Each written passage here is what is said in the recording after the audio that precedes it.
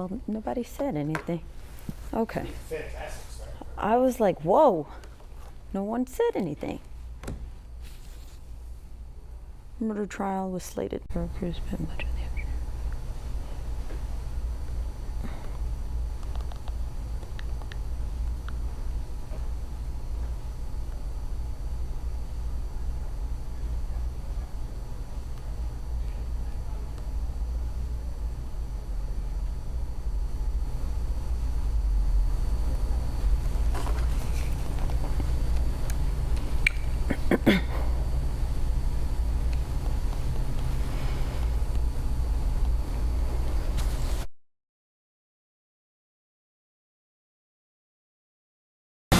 You're watching 48 Fastcast. Good Monday afternoon, everyone. I'm Margot Gray with your 48 Fastcast. This is our digital version for your top headlines in a short, fast newscast that you can find online. A Lauderdale County man is taking a plea deal for the 2021 murder of his own wife. Lenerick Thompson was accused of killing his wife, Kashana Thompson, in Killen 4 years ago. He was on the run for 2 days, eventually arrested in Athens. His murder trial was slated to start today, but he entered a plea deal for manslaughter instead. So Thompson was sentenced to 25 years in prison. WAFF 48's Aria Pons is covering this case for you and will bring you more details starting at 4 o'clock on air for our newscast. We're also waiting to learn more information regarding an apparent murder-suicide in Huntsville. This would mark the second murder-suicide in 2 weeks. The incident took place last night around 5:30 on Keenan Road. Police say they found a man and woman dead in a bedroom. The names of the victims have not been released, and authorities say it is unclear what led up to this shooting. Of course, we'll bring you updates when they become available. Well, crews in Pennsylvania still at it at this point, working to respond to an explosion at a U.S. steel plant with 1 killed and dozens injured. This is a look at the aftermath at the U.S. Steel coking plant just outside of Pittsburgh. Crews spent much of the afternoon removing rubble to try to reach more people who may still be trapped inside. At last check, at least 1 person was killed and 2 more are unaccounted for. The cause of the explosion is unknown at this time.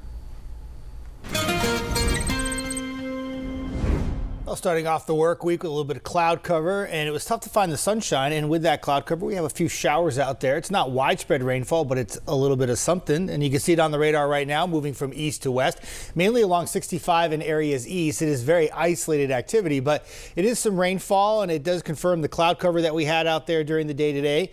And it's all working around a big area of low pressure off to the east and throwing that rainfall back into our area. We'll keep a few showers in the forecast through the evening, with the higher chance being for areas east of I-65. Now, with the clouds and a little bit of shower activity, it's kept the temperatures down. It's still really humid outside, but temperatures today only topped out in the 80s, and that's where you all are right now, and that's where you'll stay through the evening hours, with that slight chance of a shower through the early evening hours. Once the rainfall starts to back off, it's partly cloudy overnight. Temperatures in the low to mid 70s, but a much higher rain opportunity comes in for tomorrow, and I'll time that out for you coming up in your full weather forecast. Still ahead, Clift Farm in Madison is already bustling. It's a big development, but construction is not done yet. Of course, we'll tell you what you can expect in the coming months after the break.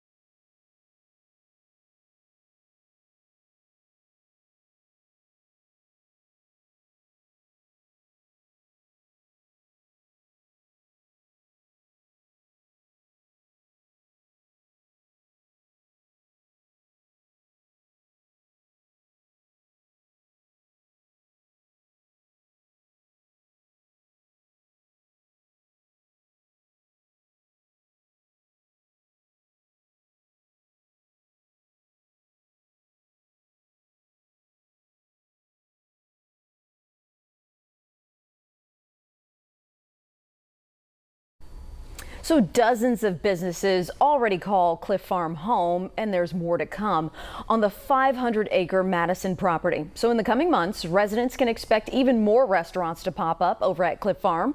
According to Joey Cece with Breland Companies, these include Cooper's, Hawk, Grimaldi's, and Melt. Cece adds they are still filling out retail spaces on the property, focusing on quality of life businesses. We've got over 25 restaurants now. We've got another 4 or 5 coming that are under construction. We've got 15 commercial businesses here. We're trying to bring all those amenities, quality of life things people need, the veterinarian, eye doctor, cleaners, those kind of things. To once you're at Clift Farm, you don't have to leave Clift Farm.